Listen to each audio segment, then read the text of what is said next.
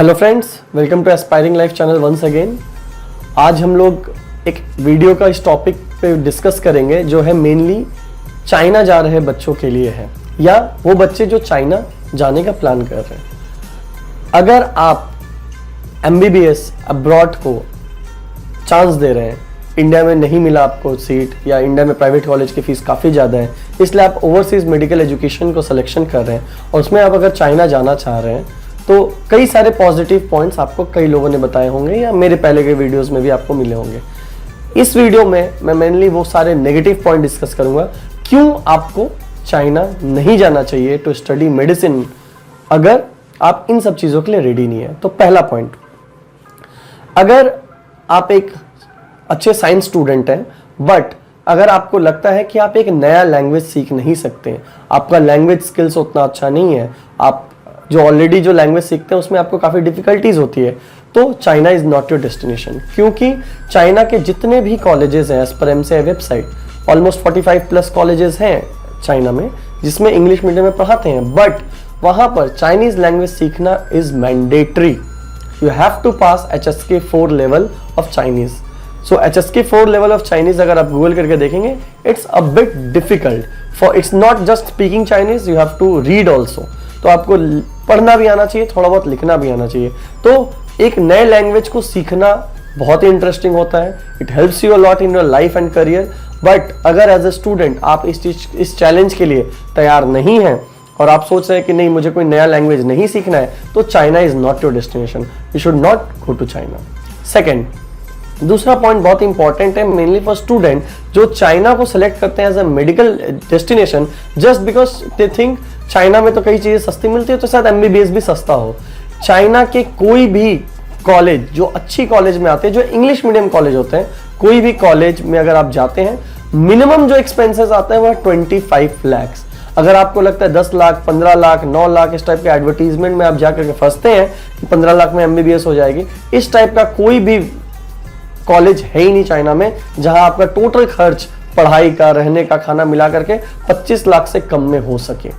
ऐसा कोई college China में नहीं है, विच इज फैक्ट। आप किसी भी सीनियर स्टूडेंट से बात कर लीजिए जो उस कॉलेज में पढ़ा था, जिस जगह आप अप्लाई करने जा रहे हो, फेसबुक में सर्च कर लीजिए, एजेंट कुछ भी बोले, कंसल्टेंट कुछ भी बोले कि 15 लाख में हो जाएगा, 18 लाख में हो जाएगा, 22 लाख में हो जाएगा, 25 lakh is the minimum for 5 year.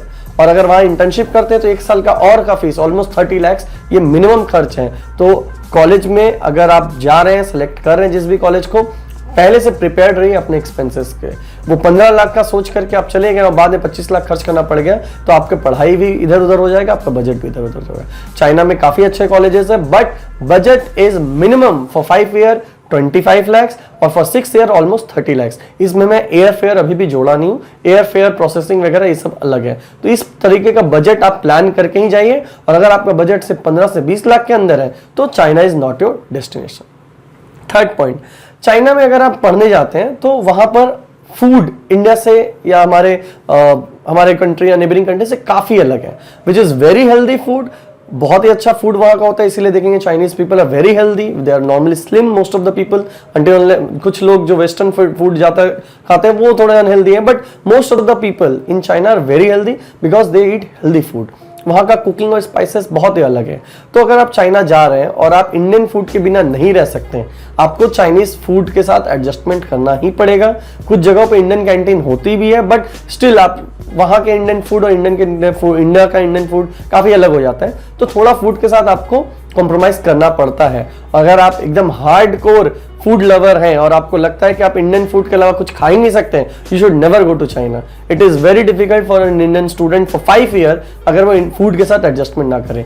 But education के लिए फूड के साथ adjustment is a very normal thing for any country.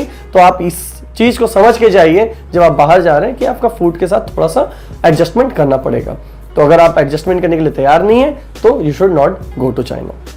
और लास्ट मैं पॉइंट बोलना चाहूंगा कि अगर आप चाइना में MBBS करने जा रहे हैं, which is mainly western medicine for China, और आपको लगता है कि आप सिर्फ और सिर्फ वही पढ़ाई करना चाहते हैं जो कि एमसीआई में आएगा या फिर वेस्ट इंडियन के सिलेबस से मैच करता है, तो भी चाइना आपके लिए नहीं है। क्यों?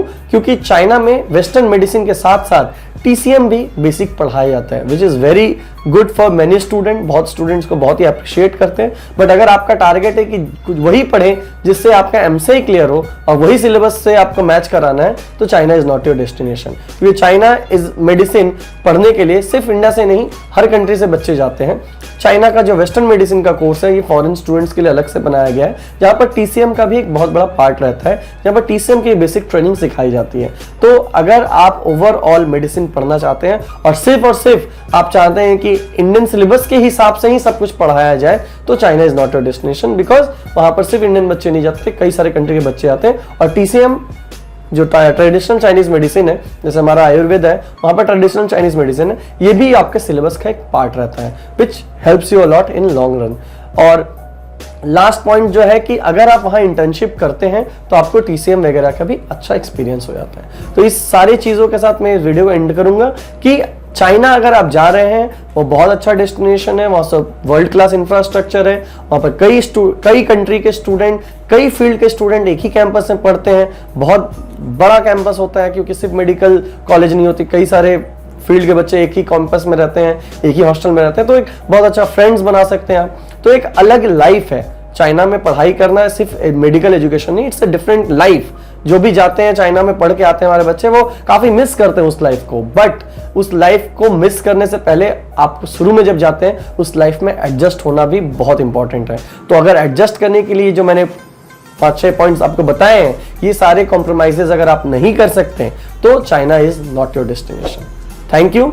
इस तरह के वीडियोस को और देखने के लिए मेरे चैनल को सब्सक्राइब करिए और नीचे बेल आइकन को प्रेस करें। Thank you.